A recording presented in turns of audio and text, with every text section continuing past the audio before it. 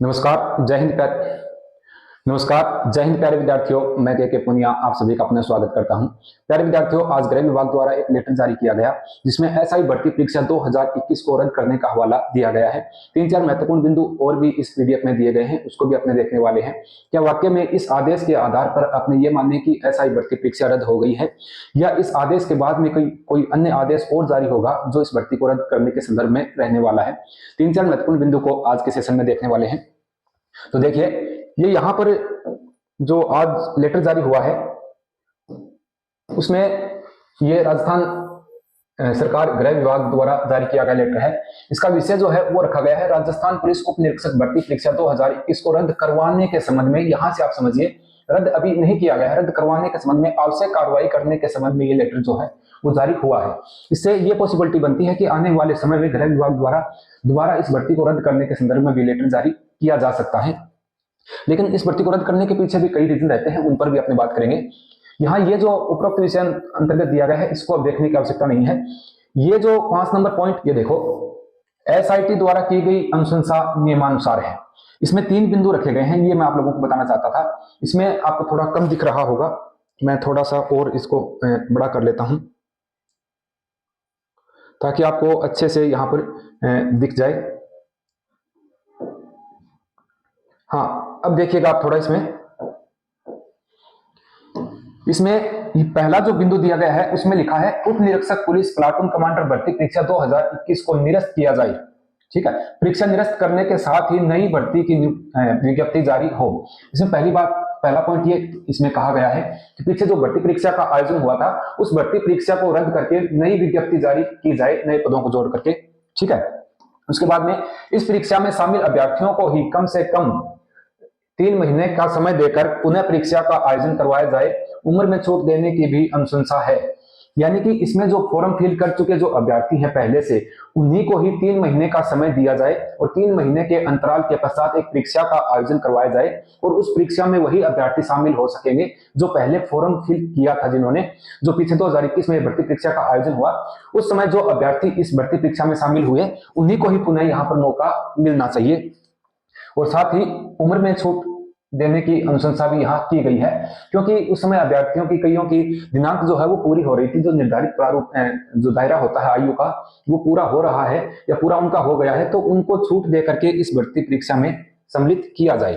ठीक, 3 नंबर जो हवाला दिया गया है, वर्तमान में प्रशिक्षणरत उप निरीक्षक नई भर्ती परीक्षा में असफल रहते हैं तो उन्हें उम्र में छूट देकर अगली भर्ती परीक्षा में एक अतिरिक्त अवसर दिए जाने की अनुशंसा की जाती है।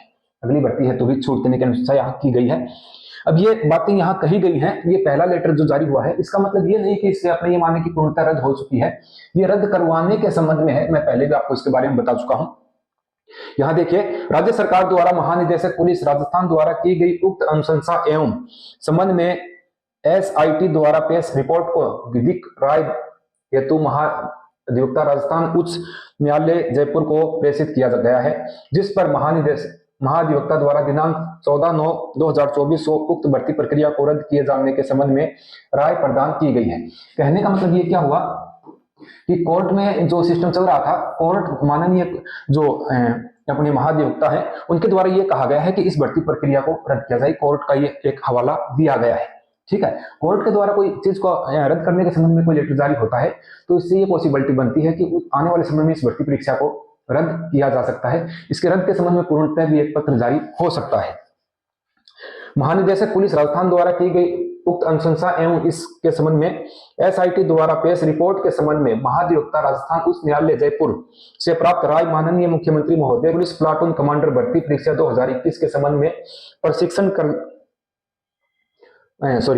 करने तथा संबंधित एजेंसियों अधिकारियों से चर्चा कर कार्यवाही प्रस्तावित करने हेतु मंत्रिमंडल सचिवालय की आज्ञा क्रमांक इतने के तहत निम्नांकित मंत्रीगण की समिति का गठन किया गया है। इस पर विचार करने के लिए जो समिति बनाई गई है उसमें इनको रखा गया है। थोड़ा सा आगे और देख लेते हैं इन्होंने क्या कहा है इसके संबंध में।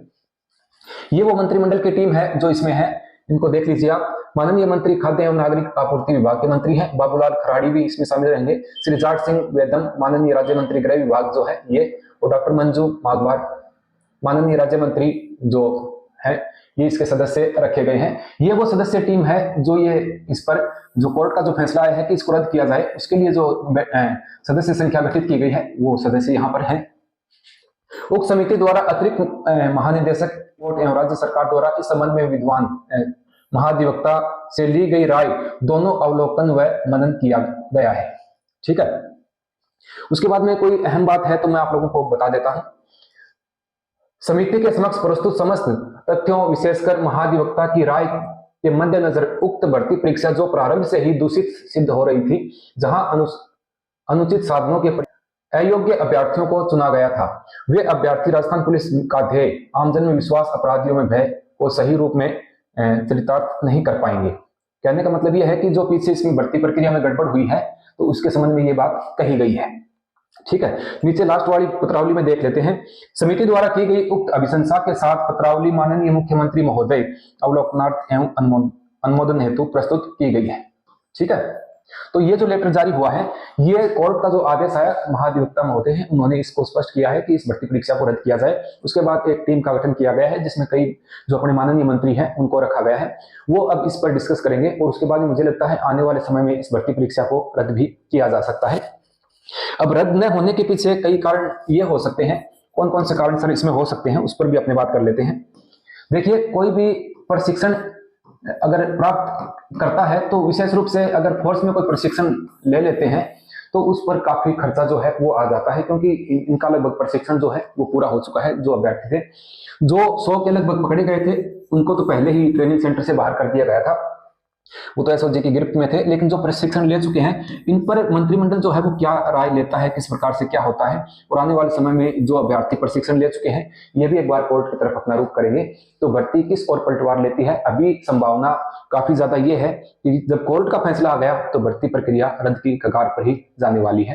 ये सामान्य सूचना आप लोगों के लिए मैं लेकर के उपस्थित हुआ हूं। मिलते हैं किसी नेक्स्ट सेशन में नई जानकारी के साथ, तब तक के लिए नमस्कार, जय हिंद।